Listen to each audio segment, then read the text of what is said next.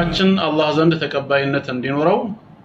ዱዓችን አየር ላይ የተንሳፈፈ ሆኖ እንዳይቀር እንደ ኢማናችን ደረጃ ብዙ ፈተና ሊደርስብን ይችላል። ከአላህ ጋር ግን ያለን ግንኙነት በደንብ ይጠነክር ዘንድ በተለይ በዱዓ ልንበረታ ይገባል። ማሻአላህ ከዲጃ እኮ የዱዓ ሰው ነች፣ አላህን አጥብቃ ትለምናለች እንድትባል አይደለም ነይታ ዱዓ የምታደርገው። ያዘዘህን እየታዘዝክ የከለከለህ ቦታ እየራቅ ጌታህን አላህን ጠብቀው ተጂድሁ ቱጃሃክ ሁሌም ፊት ለፊት ታገኘዋለህ። which means በፈለከው ነገር ላይ ሁሉ አጋዥህና ደራሽ ሆኖ ታገኘዋለህ ማለት ነው። በየቂን ነው አላህን ልንለምነው የሚገባው። እስቲ ጌታዬ ከሰማኝ ብለን በተጠራጠረ ልብ ብንለምነው አላህ ከተጠራጠረ ልብ ዱዓን አይቀበልም። السلام عليكم ورحمة الله وبركاته ودنا የተከበራችሁ ሙስሊም ወንድሞቼና እህቶቼ በተለይ የዛሬ ወሳኝ ነው ለኔም ለናንተም ለሁላችንም ጠቃሚ ነው። ዱዓችን አላህ ዘንድ ተቀባይነት እንዲኖረው ዱዓችን አየር ላይ የተንሳፈፈ ሆኖ እንዳይቀር ማሟላት የሚገባን መስፈርት ሸርጥ የሚባል ነገር አለ። እነዚህን መስፈርቶች የተወሰነውን እንመለከተዋለን። የኢስላም ሊቃውንት ቁርአንና ሐዲስን በማጣቀስ ከጻፉት መጽሐፍት ላይ ማለት ነው። ሸርጥ ወይም መስፈርት ብዙ ጊዜ ፕሪኮንዲሽን በመባል የሚታወቀው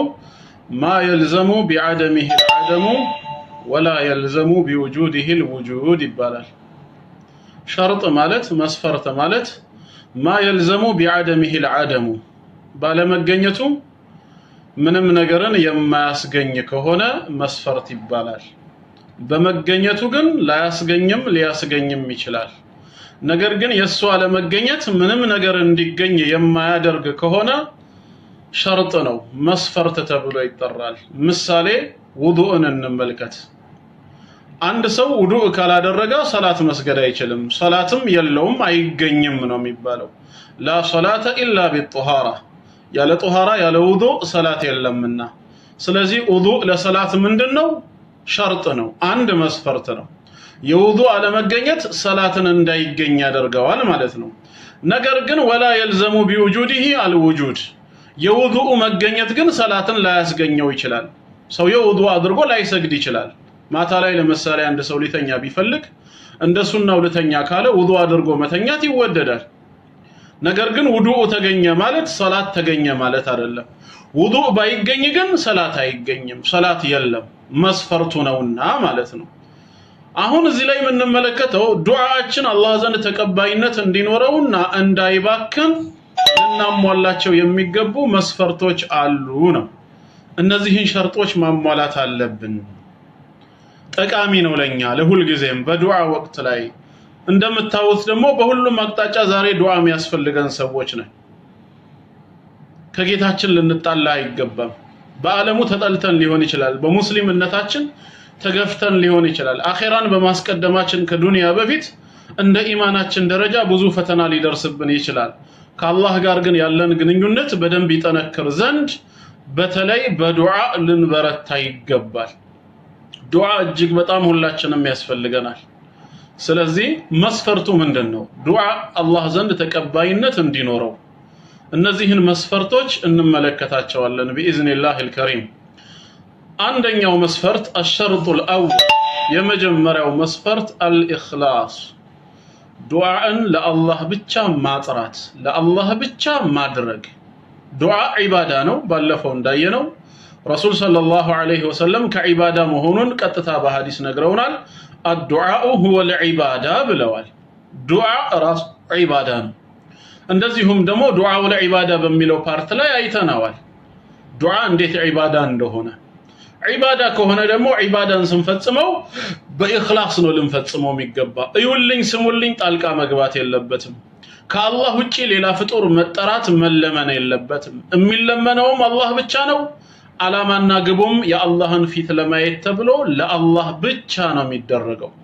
ከአላህ ውጪ ያለ ፍጡር እንደማይለመነው እንደማይማጸኑት ሁላ ከአላህ ሌላ ያለ አካልም ዱዓ እንደምናደርግ ሊያይልን ሊሰማልንም አይገባም። ማሻአላህ ከዲጃ እኮ የዱዓ ሰው ነች አላህን አጥብቃ ትለምናለች እንድትባል አይደለም ነይታ ዱዓ የምታደርገው የከዲጃ ዱዓ ምንድነው አላህ ፊቱን ለማየት ብቻ ከአላህ የምትፈልገውን ከጅላ በእኽላስ ለአላህ ብቻ ነው የምታደርገው የምትማጸነውም አላህን ብቻ ነው ያ ነው ኢኽላስ ሊኖረው ይገባል የሚባለው ዱዓችንን ከዩልኝ ስሙልኝና ወይም ከአላህ ውጪ ወዳለ ፍጡር ከማድረግ ማጠራት ማለት ነው ኢኽላስ ማለት ለአንድ አላህ ብቻ ሊፈጸም የሚገባው የአምልኮ ዘርፍ ነው وقد امر الله تعالى بالاخلاص في كتابه الكريم ጌታችን አምላካችን አላህ በተከበረው መጽሐፉ በቁርአን ላይ እርሱን ብቻ እንድንለምነው በልመናችንም በዒባዳችንም በኢኽላስ ብቻ እንድናደርግ አዞናል ይህንን በተመለከተ ቁርአን ላይ በብዙ ቦታ ይናገራል በሱረቱል አዕራፍ ቁጥር 29 ማዕራፍ 7 ቁጥር 29 ላይ አዑዙ ቢላሂ ሚነሽ ሸይጣኒር ረጂም ቁል አመረ ረቢ ቢልቅስጥ ቁል በላቸው ይላል ለረሱል አለይሂ ሰላቱ ወሰላም ለሰዎቹ ነገራቸው አመረ ረቢ ቢልቅስጥ ጌታዬ እኔን በፍትህ አዘዘኝ በፍትህ ቀጥ ያልኩ እንደሆን እኔን አዞኛል በላቸው ወአቂሙ ውጁሃኩም ፊቶቻችሁንም እንደዚሁ ቀጥ አድርጉ عند كل مسجد በዒባዳ ወቅት በስግደታችሁ ጊዜ በየመስጂዱ ሁላ ለጌታችሁ ለአላህ ብቻ በማድረግ አላህን ብቻ በመገዛት ቀጥ አድርጉ አንድ አላህን እንጂ ሌላን አታምልኩ ማለት ነው ወድዑሁ ሙኽሊሲን ስትገዙትም ሆነ ስትለምኑት በኢኽላስ ለርሱ ብቻ ያጠራችሁ ሆናችሁ አላህን ተገዙት ለሁዲን ሃይማኖትን ህግና ስርዓትን ለአንድ አላህ ብቻ ያደረጋችሁ ስትሆኑ ጌታችሁን አምላካችሁን አላህን እርሱን ብቻ ተገዙ እርሱን ብቻ ተማጸኑት ይሄ ነው ከኛ የሚጠበቀው ማለት ነው ከማ በዳአኩም ተዑዱን ይላል ጌታችን አላህ ካልነበራችሁበት ከምንም ዓለም እንደጀመርኳችሁ ፈጥሬ እንዳስገኘኋችሁ ከሞታችሁበት ከመቃብር ዓለምም እመልሳችኋለሁ ትመለሳላችሁ ነው ያለው ልክ እንደጀመርኳችሁ ትመለሳላችሁ ከናታችሁ ማህፀን ስትወጡ ጫማና ልብስ እንዳልነበራችሁ ሁላ የቂያም ቀንም ወደኔ ስትመለሱ ራቁታችሁን ነው የምትወጡት እንደተወለዳችሁ በሰባተኛው ቀን እንደተገረዛችሁት ሁላ ያ ተገርዞ የተጣለው የሰውነት አካላችሁ ራሱ የቂያም ቀን ወደ ቦታው ተመልሶ ምንም እንዳልተገረዘ ሰው ትቀሰቀሳላችሁ ከማ በዳአኩም ተዑዱን እንደጀመርኳችሁ እመልሳችኋለሁ እያለ ነው ጌታ አላህ ረሱል አለይሂ ሰላቱ ወሰላም تحشرون حفاة عراة غرلا ብለዋል አላህ ከመቃብር ይቀሰቅሳችኋል ምንም ጫማን ያልተጫማችሁ ጫማን ያላጠለቃችሁ ልብስን ያለበሳችሁ ራቁታችሁ ሆናችሁ ያ ተገርዞ የተጣለው ስጋ እንኳን ወደ ቦታው ተመልሶ ትቀሰቀሳላችሁ አላህ ሁሉን ቻይ አምላክ ነው ምንም የሚጎድል ነገር የለም ከሰውነት አካላችን ማለት ነው እንዲህ አይነት ጌታ ነኝና ከወዲሁ ብቻዬን አምልኩኝ በየመስጂዱ ሁላ ፊታችሁን እኔን ለመገዛት በማድረግ በብቸኝነት ብቻዬን ጥሩኝ እኔ ለሁላችሁም በቃችኋለሁ የሚል ጌታ ነው አላህን ብቻ መለመን አላህን ብቻ መገዛት ለአላህ ብቻ ብሎ መስራት እጅግ የሚያስደስት የሚያኮራ የሆነ ኒዕማ ነው አላህ ይወፍቀን ምን ያደርግልናል ሁለት እና ሶስት ሌላ ፍጡር መማፀን ማለት ነው አላህ በቂ እስከሆነ ድረስ በሌላም አየት ላይ እንደዚሁ ጌታችን በድጋሚ ይነግረናል ባሪያዎቹን ያስጠነቅቃል ሱረቱ ጋፊር ቁጥር 14 ላይ በማዕራፍ 40 ሱረቱ ጋፊር ቁጥር 14 ላይ ፈድዑላህ አላህን ተማጸኑ አላህን ብቻ ተገዙ ሙኽሊሲን ለርሱ ብቻ ያጠራችሁ ሆናችሁ ለሁዲን ሃይማኖትን ህግና ስርዓትን ለአላህ ብቻ አድርጉና እርሱን በብቸኝነት ተገዙት በኢኽላስ ወለው ከሪሀል ካፊሩን ከሃዲያኖች ምንም ይሄን ተግባራችሁን ቢጠሉትም እናንተ ግን ጌታችሁን ብቻ ተገዙ እርሱን ብቻ አምልኩ ይለናል እና ኢኽላስ ያስፈልጋል ማለት ነው በዱዓ ላይ በዒባዳ ላይ ኢኽላስ የሚባል ነገር ያስፈልጋል እጅግ በጣም ብዙ ቁርአናዊ ማስረጃዎች አሉ ሁለቱን ካየናቸው በቂ ናቸው ወደ ሐዲስም ስንመጣ ተመሳሳይ ሐሳብ እናገኛለን وعن عبد الله بن عباس رضي الله عنهما كعبد الله بن عباس بتلالفوا زغبا من يلالو قال كنت خلف النبي صلى الله عليه وسلم ከአላህ መልእክተኛ ኋላ ነበርኩኝ فقال እሳቸውም አሉ ያ ጉላም አንተ ታዳጊ ወጣት ልጅ ሆይ አሉኝ ኢኒ ኡዓልሙከ ከሊማቲን እነዚህን ቃላቶች እኔ ያስተምርሃለሁ በደንብ አድምጠኝ በልብህም ያዘው አሉ ረሱል አለይሂ ሰላቱ ወሰላም ምን አሉት احفظillah አላህን ጠብቀው يحفظك ይጠብቀሃልና አላህን ጠብቀው ይጠብቀሃል አላህን መጠበቅ ማለት ህጉን ማክበር ማለት ነው አላህን መጠበቅ ማለት ትእዛዙን መፈጸም ማለት ነው ምክንያቱም ጌታ አላህ ስለማንነቱ በቃሉ በኩል ነውና ከኛ ጋር የተዋወቀው ቃሉን አምነን ተቀብለን ያዘዘንን ከፈጸምን አላህን ጠበቃችሁ ማለት ይሄ ነው ማዕናው መቼም ሌላ ጠማማ ትርጉም የተጣመመ ልብ ካልሆነ በስተቀር ወደ ሌላ አይወስደውም ለዚህም ነው ቀጠለና ምን አለ يحفظك ይጠብቀሃልና ያለው አላህ ራሱ ጠባቂ ጌታ ከሆነ መቼም ከባሮቹ ጥበቃን አይሻም ማለት ነው ምን ማለቱ ነው እኔን ጠብቁ ሲል ህጌን አክብሩ ያዘዝኳችሁን ነገር ፈጽሙ ይሄን ካረጋችሁ يحفظك እኔም መጠብቃችኋለሁ ከምትፈሩት ነገር ሁሉ በዱንያም ሆነ በዲናችሁ ጉዳይ ወይም በአኺራ ከሚያስፈራችሁ ነገር ሁሉ እኔ ዋና ጠባቂያችሁ ነኝና እንድጠብቃችሁ ህጌን ጠብቁ ማለቱ ነው احفظillah አሁንም አላህን ጠብቀው ያዘዘህን እየታዘዝክ የከለከለህ ቦታ እየራቅ ጌታህን አላህን ጠብቀው ተጂዱሁ ቱጃሃክ ሁሌም ፊት ለፊት ታገኘዋለህ which means በፈለከው ነገር ላይ ሁሉ አጋዥህና ደራሽ ሆኖ ታገኘዋለህ ማለት ነው አላህ የትኛውም ስፍራ ላይ ረዳታችን አጋዣችን ጠባቂያችን እንዲሆን እኛም ህጉንና ስርዓቱን መጠበቅ አለብን ኢዛ ሰአልታ አሉ ረሱል ሰለላሁ ዐለይሂ ወሰለም በለመንክ ጊዜ በተማጸንክ ጊዜ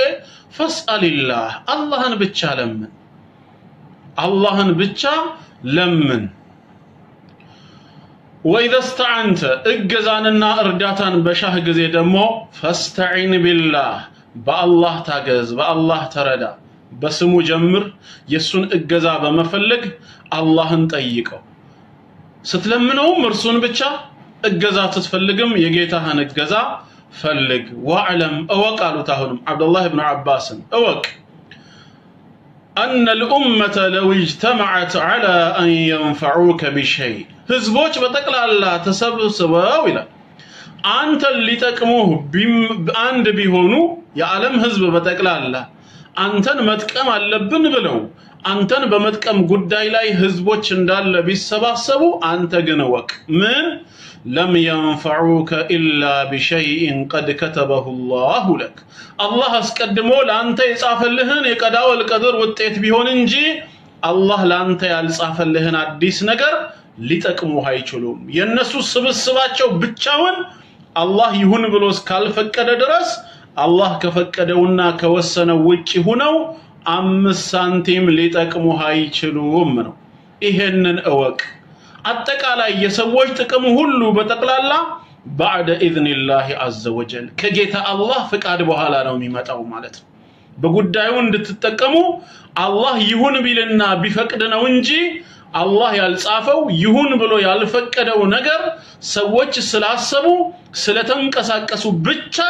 መጥቀም አይችሉም ዒልም ያላቸው ኡስታዞችሽ በዒልማቸው ቢያስተምሩሽ ገንዘብ ያላቸው ባለሀብቶች በገንዘባቸው ቢረዱሽ ሙያ ያላቸው ሙያተኞች በሙያቸው ሐሳብ ቢያቀብሉሽ ጉልበተኞች ከጉልበታቸው ሳይሰስቱ ጉልበታቸውን መስዋዕት ቢያረጉልሽ ይሄን ሁሉ አላህ ቀድሞ የጻፈልሽ በእነዚህ ነገራቶችም እንድትጠቀሚ አላህ የፈቀደልሽ ቢሆን እንጂ ሰዎቹ ጉልበቱ ዕውቀቱ ሀብቱና ዒልሙ ስለነበራቸው አይደለም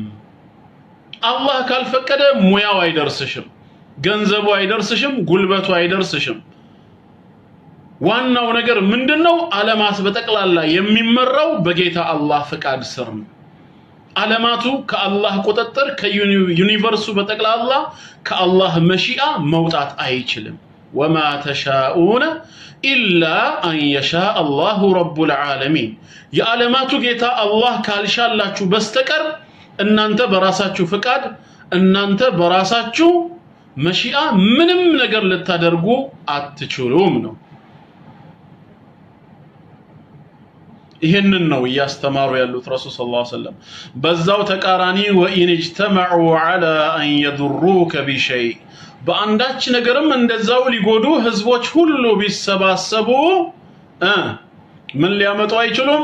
ለም يضروك الا بشيء قد كتبه الله عليك الله አስቀድሞውኑ ባንተ ላይ የጻፈብህን ካልሆነ በቀር ከጌታ ፈቃድ ውጪ ሆነው ምንም ነገር ሊያደርጉብህ አይችሉም በቃ ስለዚህ ተስፋ ተወኩልህ ጌታህ ላይ ይሁን ነው ጌታህ ላይ ይሁን አላህ ከፈቀደ በጠላቶችህ ስር እንዲንከባከቡህ አድርጎም ሊያሳድግህ ይችላል ሙሳን አለይሂ ሰላም አላህ በማን ቤት ነው ያሳደገው በንጉሱ ከኔ ሌላ አምላክ የለም ሲል በነበረው በፊርዓውን ቤት አይደል እንዴ በእንክብካቤ ያሳደገው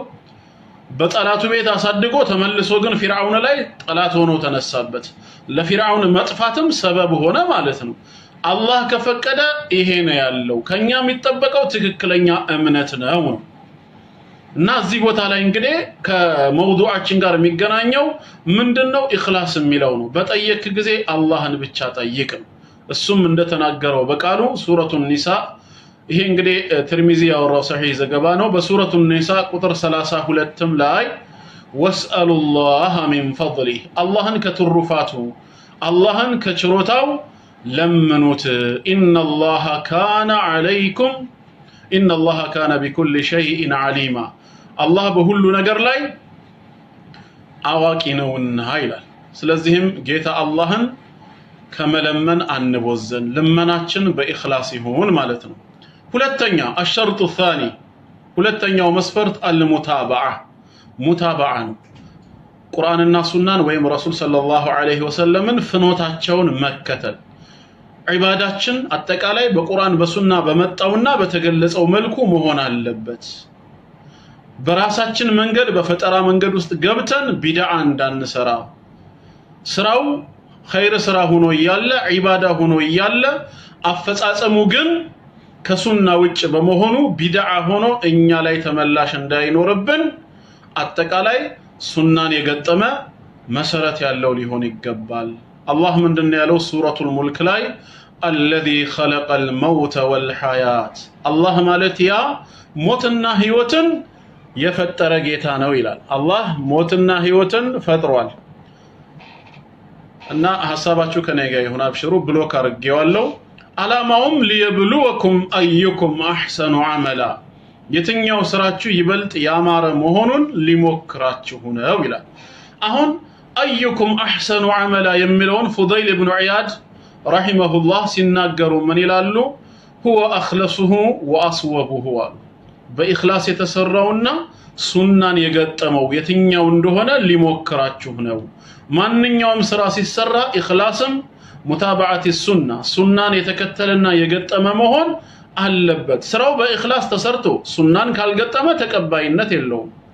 ሱናው በሱናው መሰረት ደግሞ ስራው ተሰርቶ ለኢኽላስ በውስጡ ከሌለ ተቀባይነት የለውም ሁለቱንም ማሟላት ነው አላህ ዘንድ ተቀባይነት የሚኖረው አላህ ይወፍቀንና ስለዚህ በሁለተኛ ደረጃ ሙታባዓ ሊኖረው ግድ ነው ማለት ነው ሶስተኛ ዋናው የዱዓ ተቀባይ ደግሞ እዚህ ጋር ነው ሶስተኛ ተከታተሉ ያው ሌሎቹ በሌላ ዒባዳ ውስጥም ስለሚገኙ ብዙ ጊዜ ልንሰማው እንችላለን الشرط الثالث ሌላው ሶስተኛው መስፈርት ዱዓ በመናደርግበት ጊዜ በኢኽላስ ማድረግ ብቻ ሳይሆን ሱናን በተከተለ መልኩ ሙታባዓንም ማስገኘት ብቻ ሳይሆን በሶስተኛ ደረጃ ልናሟላ የሚገባው ምንድነው አልየቂን ፍጹም እርግጠኝነት الثقة بالله تعالى بالله ላይ ቁርጠኛ የሆነ እምነት ይኑረን ወልየቂኑ ቢልኢጃባ ዱዓችንን ሰምቶ ምላሽ እንደሚሰጠን የቂን ይኑረን በየቂን ነው አላህን ልንለምነው የሚገባው እስቲ ጌታዬ ከሰማኝ ብለን በተጠራጠረ ልብ ብንለምነው አላህ ከተጠራጠረ ልብ ዱዓን አይቀበልም ዱዓን የሚቀበለው እርግጠኛ ከሆነ ልብ ላይ ነው አላህ ምን ያንሰዋል ምን ይጎድለዋል የፈለገውን እንደፈለገ ማድረግ የሚችል ጌታ ነው ስለዚህም በእርግጠኝነት ምላሽ እንደሚሰጠን አምነን ነው ልንለምነው የሚገባው ባጎተሽና በታላቅ ወንድምሽ ላይ እኮ ከመተማመንሽ ብዛት የተነሳ ወላሂ አያሳፍረኝም ብለሽ በሙሉ ልብ አይደል እንደምትሄጂው በሙሉ ልብ አይደል ሄደሽ የምትጠይቂው ታዳ አጎትሽ ወይም ደግሞ ታላቅ ወንድምሽ እንዲህ እንደማያሳፍርሽ ከተማመንሽበት ፈጣሪ አምላክሽ አላህስ የዓለሙ ሀብታም የሆነው ጌታስ እንዴት ነው ማንተማመንበት? ለምንድነው የቂን የማይኖረን? ታዳ ነፍስያችንን መፈተሽ አለብን ማለት ነው። ይሄ ዱዓችን አላህ ዘንድ ተቀባይነት እንዲኖረው መሟላት ያለበት ጉዳይ ነው። لانه على كل شيء قدير አላህ ምን ይከብደዋል? በሁሉ ነገር ላይ ቻይ የሆነ ጌታ ነው። አሁንስ አበዛሹ ደጋግመሽ ለመንሽኝ ደጄን እኮ ጠናሹ ሌላ ጊዜ አትመጪም የሚል ጌታ አይደለም። ስለዚህ የቂን ሊኖረን ይገባል። لانه تعالى يقول لشيء كن فيكون አለቀ። አላህ አንድ ነገር መኖሩን መከሰቱን ከፈለገው እኮ ሁን ይለዋል ይሆናል ነው በቃ። እንደውም ዑለማዎች የዚህን ሁኔታ ፍጥነቱን ሲገልጹ ምን ይላሉ? በይነል ካፊ ወኑን ይላሉ። በካፍና በኑን መካከል ነው የሚፈጸመው። ገና ኩን ሲለው ጌታችን አላህ በካፍና በኑን መሃል ነው። ምን ማለት ነው? ወዲያው ይሆናል ነው በቃ ባጭሩ። የጊዜ ክፍተት የለም። ጌታችን ሁን እንዳለው እሱም ተገኝቷል ሁኗል ማለት ነው። እንዲህ አይነት አምላክ ከሆነ አንቺ ያለሽ የቂን ሊኖርሽ ይገባል። ቃለ ሱብሃነሁ ይሄው ጌታሽ ራሱ ሲናገር እንዲህ ይላል ሱረቱ ነህል ቁጥር 40 ላይ በማዕራፍ 16 ቁጥር 40 ላይ ኢንማ ቀውሉና ሊሸይኢን የኛ እኮ ቃላችን ይላል ጌታ አላህ ሊሸይኢን ለአንዳች ነገር ኢዛ አረድናሁ መከሰቱን በሻነውና በፈለግነው ጊዜ አንነቁለ ለሁ ኩን ፈየኩን ለርሱ የምንለው ሁን ነው ወዲያውኑ ይሆናል ያለው። አላህ ሁን እንዳለው ይገኛል ይሆናል ማለት ነው። እንዲህ አይነት ጌታ አለኝ ብሎ ያመነ ልብ ጌታውን በሚለምንና በሚማጸን ጊዜ የቂን ሊኖረው ይገባል ነው። ሱረቱ ያሲን ላይም እንደዚሁ እንደነገረን 82ኛው አንቀጽ ወደ መጨረሻ አካባቢ ኢንማ አምሩሁ ኢዛ አራደ ሸይአን አን የቁለ ለሁ ኩን ፈየኩን አንድ ነገር መከሰቱን መሻውን አላህ ከፈለገ ከሻው ሁን ይለዋል ወዲያውኑ ይሆናል። አላህ በጥበብ የሚሰራ ጌታ ነው። ያልቅብኛል ብሎ የሚሰጋ ጌታ አይደለም። እኛም ልንሰጋ ይገባንም ነው። ይሄው ራሱ በሐዲስ አልቁድሲ ላይም እንደነገረን ምንድነው ያለው? ያ ዒባዲ ለናል ባሮቼ ሆይ ለው አነ አወለኩም ወአኺረኩም የመጀመሪያዎቻችሁም የመጨረሻዎቻችሁም ማለት ከአደም አለይሂ ሰላም ዘመን አንስቶ ቂያማ እስከሚቆም ድረስ ያለው የሰው ዘር በጠቅላላ በቢሊየንና አንድ ላይ ተደምራችሁ በትሪሊየን የምትቆጠሩ የሰው ዘሮች ሁሉ በጠቅላላ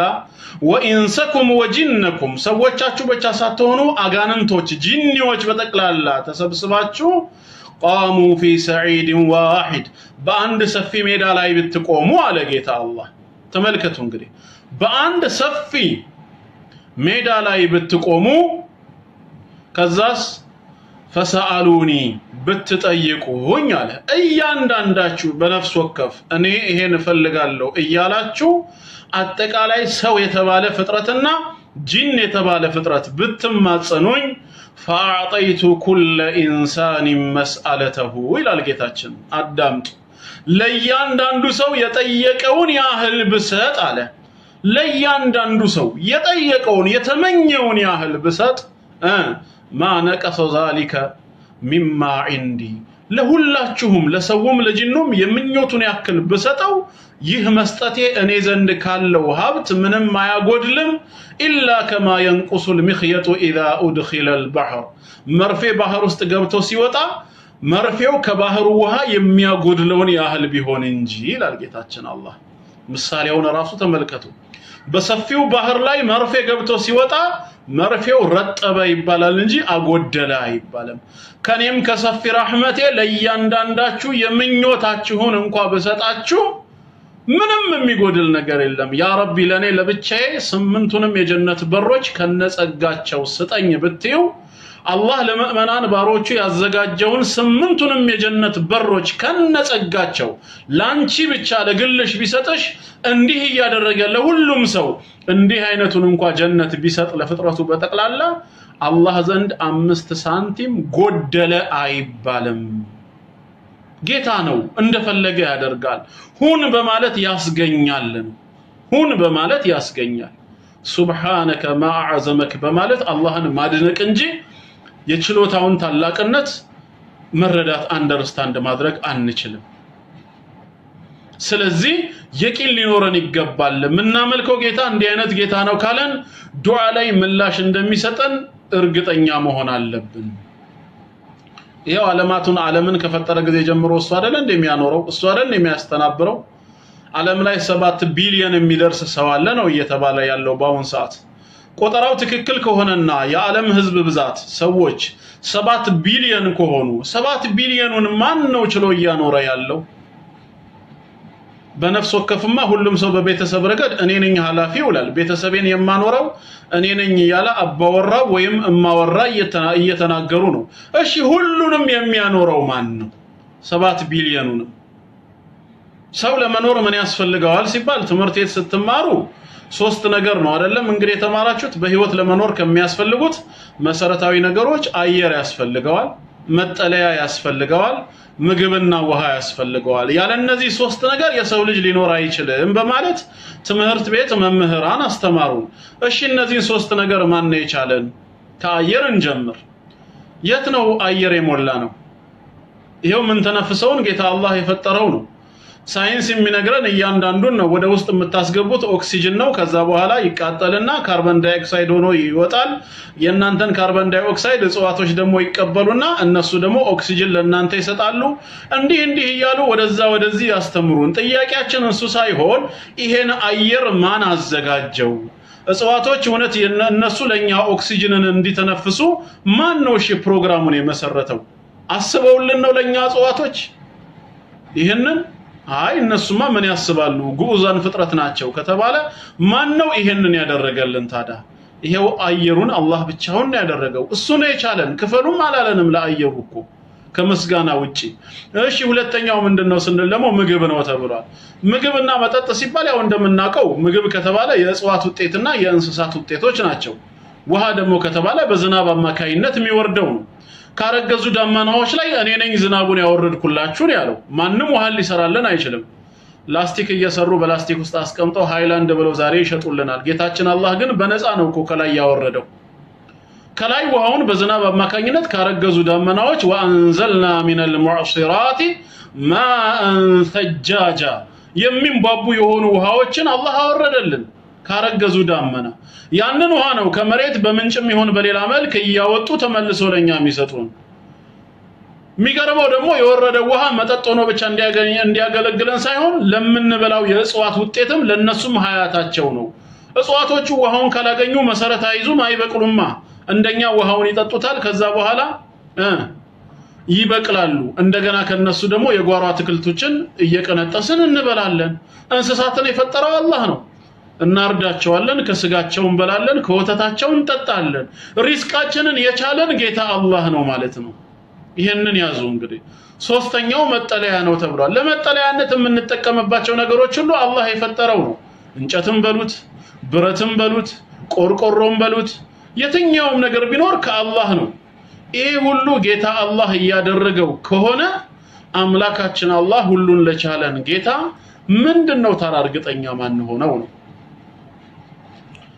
ትምርታችሁን ብቻ ተከታተሉ አብሽሩ ውስጣቸው የጨነቃቸው ሰዎች ያላቸውን ቢተነፍሱ ምንም አይደለም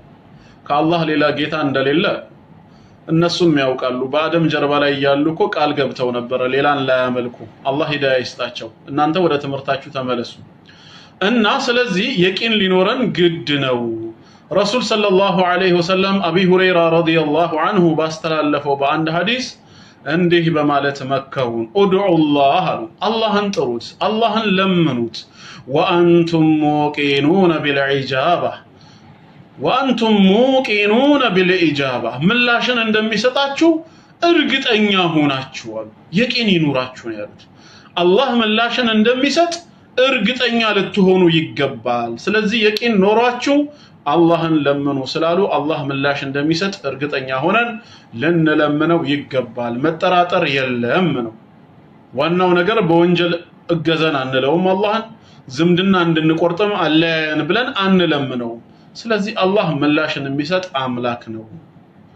الشرط الرابع አራተኛ መስፈርት አሁንም ሌላው አሳሳቢው ነገር አራተኛ حضور القلب والخشوع والرغبة فيما عند الله من الثواب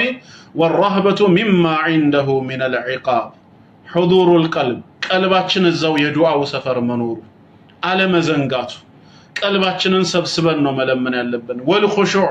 እየፈራን ወራግበቱ አላህ ዘንድ ያለውን ነገር መንዳውንም ስጦታውንም እየከጀለን ወራህባ ቅጣቱንም እንደዚሁ ወይም በወንጀላችን ምክንያት የዱዓችን ተቀባይ አለመሆንን እየፈራን አላህን መለመን አለብን ልባችን ሌላ ዓለም ሄዷል ግን እጃችን ተሰብስቦ ያ ረቢ አቲኒ ፊ ዱንያ ሐሰና ወፊል አኺረቲ ሐሰና ወቂኒ ዐዛበን ናር እላለሁ ግን ምላሴ ነው እየለመነ ያለው ልቤ የለም ልቤ ያለው ምናልባት ዛሬ ኳስ ጨዋታ ካለ ሜዳ ገብቶ ቁጭ ብሏል እሱን ሊከታተል ነው ካልሆነ ጓደኞቼ ጋር ነው ወይ ስራ ቦታ ነው ያለው እዚህ ጋር ማን ነው ዱዓ የሚያደርገው እጄ ወደ ላይ ተነስቷል አንደበቴ ይናገራል ላ ልብህም በቦታው መገኘት አለበት ግዴታ ልብ አስተርጓሚ መሆን አለበት ምላስ ከመናገሩ በፊት ምላስ ከመግለጹ በፊት እያንዳንዳችን በልቦናችን ማሰብ አለብን የቱን ዱዓ እንደምናደርግ ማለት ነው ስለዚህ ልባችን እያስተረጎመ ምን እንደምንጠይቅ ቀድሞ እያዘዘ ምላስ ተከትሎ ከተናገረ ቀልባችን በስፍራው አለ ይሄ ነው መሆን ያለበት ተግባብተናል ከኔ ጋር ሆኖ አብሽሩ እና ሁዱሩል ቀልብ ማለት ባልዘነጋ ልብ ውስጥ ሆነን ልባችንም እዛው ነው አንደበታችንም አንድ ላይ ነው ከልብ እየተቀበለ አንደበት ይተረጉማል እጅ ወደ ላይ በማንሳት ያ ረቢ ይላል ይሄ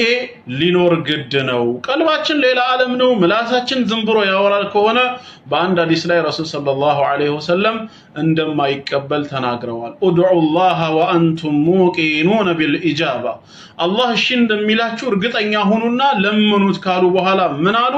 ወዕለሙን ያሉት ተመልከቱ እዚህ ጋር እወቁ أن الله لا يستجيب دعاء من قلب غافل له ከዘነጋ ልብ ላይ አላህ ዱዓን አይቀበልም ነው ያሉት የዘነጋ ልብ ልንዘነጋ አይገባንም ስለዚህም ልባችንን በስፍራው አስቀምጠን ሰብሰብ አድርገን ጌታችንን ምን እንደምንለምነው ምን እንደምንፈልገው ቅድሚያ በልባችን አኑረን ከዛ ልባችን ለአንደበታችን እየተረጎመለት አንደበታችን መለመን አለበት ይሄንን እንዲያግዘን ምን ማድረግ አለብን ከተባለ አንደኛ የዱዓችን አይነታውን መቀየር አለብን ወንድም እህቶች ከኔ ጋር ከሆናችሁ ሁሉ ጊዜ ኮንቲኒየስሊ ተመሳሳይ ዱዓ ለምን እናደርጋለን እንቀይር ለምሳሌ ዛሬ ቢስሚላህ ብዬ ያነሳሁት ስለ ኢማን ከሆነ እስቲ ኋላ ላይ ደግሞ ስለ ዱንያ ዱዓ ላድርግ ቀጥሎ ስለ ጤና ሌላ ጊዜ ደግሞ ስለ ሌላ ነገር ስንቀያይረው ራሱ ቀልባችን ይሰበሰባል ምን እንደምንል ማወቅ መቻል አለብን ቀልባችንን ሰብሰብ ማድረግ አለብን አለበዛ ሁሌም በምላሳችን ላይ ፕሮግራም የሆነ ዱዓ ከሆነ እስቲ አሁን ለምሳሌ ብዙ ቦታ ላይ ዱዓ አድርጉ ሲባሉ ሰዎች ቤት ውስጥ በድንገት ምግብ ይበላና ምን ይሆንና እስቲ አንዴ ዱዓ አድርጉ ይባላል ሁሉም ገና ሲጀምር ቢስሚላህ አልহামዱሊላህ ወሰላቱ ሰላሙ ዐላ ረሱሊላህ ረበና አቲና ፊ ዱንያ ሐሰና ይላል እውነት በልቡ አስቦት ነው ወይስ የተለመደ ነገር ነው መልሱን ለባለቤቱ ነው ምንተወው ከኛ ግን የሚጠበቅ ከሆነ ቅድሚያ ልባችንን በቦታው ላይ ተሰብስቦ ማድረግ የምንፈልገውንም ነገር እያሰብን አላህን ልንለምነው ይገባል ነው ግልጽ ነው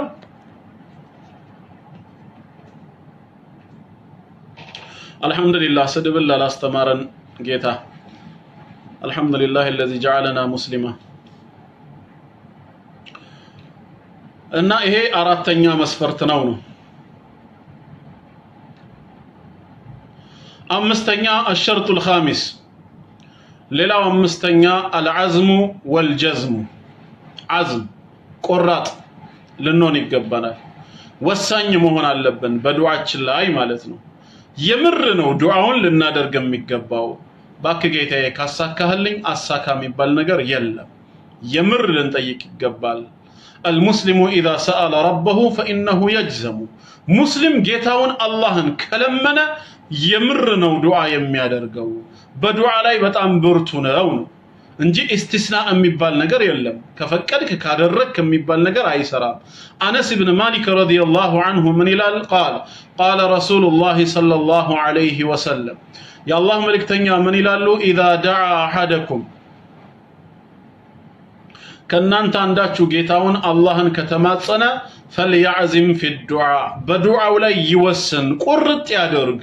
ولا يقول اللهم ان شئت فاعطني الله ሆይ ከፈለክ ስጠኛ ይበል ليش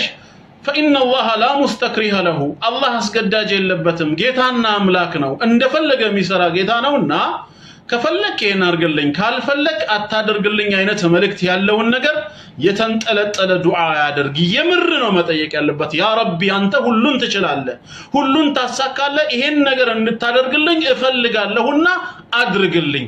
በቃ የምር ማለት ነው እንዲህ አይነት ይህ አይነትን ዱዓ ነው አላህ የሚፈልገው እየፈራን ተስፋ ያረጋን ያንን ነው እንጂ ያ ረቢ ከፈለክ ይሄን አድርግ አይባልም ለጓደኛ ሲሆን ነው ይሄንን ልትጠቀመው የሚገባው አላህ ግን በፈቃዱ የሚሰራ ኃያል ጌታ ነውና ለማኝ ሆነን ቀርበን የምር እንፈልጋለን ብለን ጠያቂ መሆን አለብን ያ ረቢ ኃጢያተኛ ነኝ ካንተ ውጪ ኃጢያትን ሚምር የለምና ማረኝ ነው እባክህ ልትመረኝ የምትፈልግ ከሆነ ማረኝ አይባልም ቀጥታ ማረኝ እዘንልኝ ፍላጎታችንን ደግሞ ከፍ ማድረግ አለብን ምን አይነት ደፋር ነሽ ይለኛል ብለን የባሰ ወደ ኋላ እንዳንቀር እንደ ታላቅነቱ ትልቅ ነገር ነው ልንጠይቀው የሚገባው እንደ ታላቅነቱ እንደ ጌትነቱ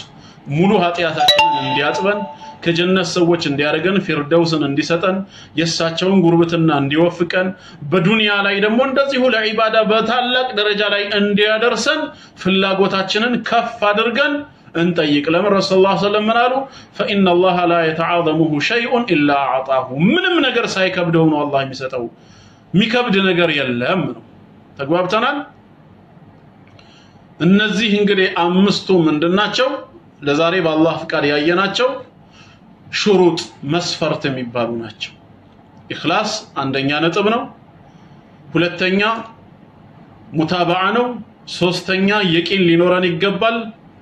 አራተኛ ደግሞ ከየቂን በተጨማሪ ሁዱሩል ቀልብ ቀልባችን በስፍራው መኖር አለበት ዝንጋቴ ላይ መሆን የለብንም አምስተኛ ወሳኝ መሆን አለብን አልዓዝም ወልጅድ ያ ነው የሚያስፈልገው ኢንሻአላህ እንግዲህ በቀጣይ ፕሮግራማችን ደግሞ ክፍል 4 ክፍል 5 ላይ ሌሎች ነጥቦችን እናነሳለን አላህ በሰማነው ተጠቃሚ ያድርገን የዱዓ ሰዎች ያድርገን ወንድም እህቶች ዱዓ ላይ ሰንፈናል እናድርግ ዱዓ በጠዋት በከሰዓት በማታ ሰኞ ማክሰኞ ሮብ እንደጋግም አላህን ደጋግመን እንለምን ከሱ ውጪ የባሮቹን ልመና የሚሰማ ሌላ የለም በኢኽላስም አንድ አላህን ብቻ ነው ልንለምን የሚገባው ምክንያቱም ሁሉ ነገር በእጁ የሆነ ጌታ እርሱ ነው ወለሁ ማ ፊ السماوات وما في الارض በሰማይም በምድርም ያለው ሁሉ የአላህ ንብረት ከሆነ ንብረቱ በእጁ ያልሆነ አካል ጋር ሄደን ልንማጸን አይገባንም ሁሉ ነገር የአላህ መሆኑን ያመንን ፍጡራንን ለምንድን ነው የምንማጸነው ምንም ነገር የላቸውማ ምን አላቸው ፍጡራን መላእክታን እንኳን መለመን አይበቃም ስለዚህ እንደ ፍጡራን ጉልበት ቢሆን ኖሮ ከመላእክት የሚበልጥ ማን ጉልበት ይኖረው ነበር መላእክትን እንኳን መለመን ሽርክ ነው አይበቃም ከተባለ እንዴት ነው ሙታንን የምንለምነው ታዲያ ሙታን ዘንድ ምን አለ ብለን ይሄው ኢና ሊላሂ ወኢና ኢለይሂ ራጂዑን አይደል ምንለው ሁሉ ነገራችን የራሱ የአላህ ነው ይያልና አይደለም እንዴ ሁሉ ነገራችን የአላህ ከሆነ ሙታን ዘንድ ምን ቀረና ነው እዛ ጋር ደግሞ ሄደን ምንለምነው ሁሉ ነገሩ የአላህ ከሆነ ሊለመን የሚገባው ሁሉ ነገር በእጁ የሆነው ጌታ ነው ፍጡራን የሚለመኑበት ምንም ምክንያት የለም በመንገድ ላይ ሆናችሁ በፊልድ ሆናችሁ ሲጨንቃችሁ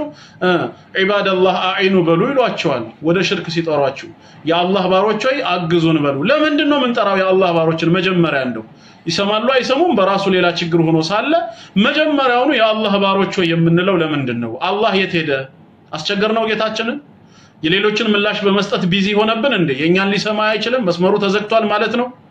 ወይስ ሀያ ይዞን ነው ጌታችንን ደጋግመን በመጠየቃችን ለአቅል እንኳን የማይመች ነገር ነው ስለዚህ አላህ ብቻውን እኔ በቂ ነኝ ብሎ ከተናገረ